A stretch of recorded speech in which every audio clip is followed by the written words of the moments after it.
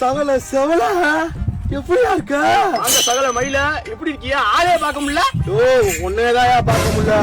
போன வருஷம் கண்டுபட்டி மஞ்சட்ல பார்த்தது உன்னைய, இப்ப இந்த வருஷம் சிராவயல் பொட்டல்ல பாக்குற மாதிரி ஆகி போச்சு. என்ன உனக்கு தெரியுது? எங்க அங்காளி என் ஓனர் தான் எந்த மஞ்சட்டு கூட்டிவா மாட்டேங்கிறான், சோம்பேறி கொச்சுமே. அப்படியா? உனக்கு அப்படி இனி ஒரு மஞ்சள் விடாம எல்லா மஞ்சளும் கூட்டி போயிடுறாங்க பங்காளி. எசக்கு எடுக்கிறாங்க. இப்பெல்லாம் முன்னாடி மாதிரி இல்ல பங்காளி, ரொம்ப இலக்கிது. எனக்கு இந்த பங்காளி இலக்கிது. வீட்டுல கட்டி போட்டு தீவனமா வச்சு பெருத்து போனதுனால ஓவரா உடம்புதான் இலக்கிது. ஐயா, வேற என்ன விசேஷம்? என்ன பங்காளி விசேஷம்? விசேஷமா ஒண்ணும் இல்ல. மஞ்சட்டுக்கா ஓவரா குட்டி போறான்னு சொல்லிட்டு வெறுப்புல எழுத்தாப்புல வந்தவன பூரா உரங்காடி மஞ்சள் குட்டி போட்டேன். 2 பேர் செத்து போயிட்டேன். ஆமா, என்ன பண்றது? எனக்கு என்ன பண்றது பங்காளி?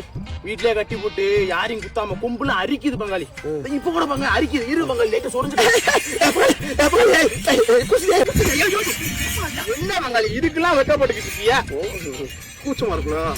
சரி, அப்புறம் பங்காளி வீட்டு பக்கத்துல செவல பஸ் இளம் பருவத்துல யாருக்கான்னு சொல்லி போன மதத்துல அவன் என்னன்றா? போங்க பங்காளி, அவ பின்னாடிதான் 2-3 மாசம் சரி அடிச்சுட்டே தெரிஞ்சு இந்த மனசுல பேருக்கு நம்ம காதல் பண்ணா பிடிக்க மாட்டேங்குது. அவளை கூட்டி கொண்டு போய் சென ஊசி கொடுத்தாங்க டாக்டர் கிட்ட. சென்னை ஆயிட்டா மதிக்கவே மாட்டா பங்காளி. விடுங்க பங்காளி. அப்புறம் பங்காளி உங்க காதல் எப்படி போகுது? எங்க பங்காளி, நான் தான் ஓடினா இலக்கிறேன்னு கொண்டு போய் காய அடிச்சு விட்டாங்க பங்காளி. ஆமா பங்காளி, இப்போ 4 மாசமா தான் நல்லா இருக்கேன் பங்காளி. ஆமா ஆமா பங்காளி